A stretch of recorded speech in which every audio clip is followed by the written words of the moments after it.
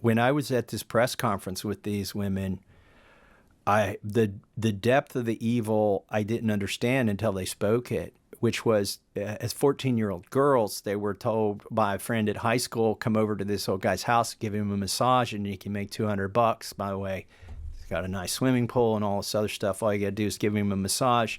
The massage turned into something else completely, and he had their phone number, and then through the shame of it, he compelled them to show up at his beck and call whenever he wanted.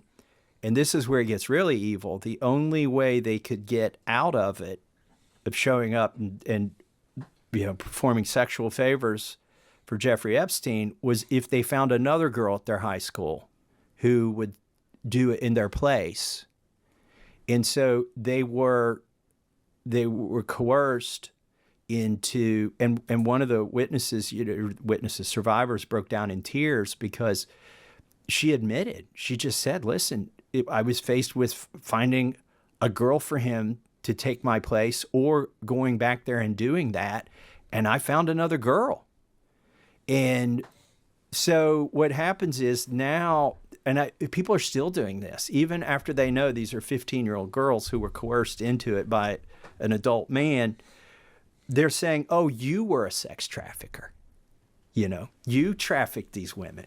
But they don't, I didn't really fully grasp how evil this is. Like, it's one thing to do evil things to people, but to make them do evil things. And then once he causes you to be implicated, then you don't want to come out, because then that's what happens to you. Now, there are people asking, well, why don't these women release the names?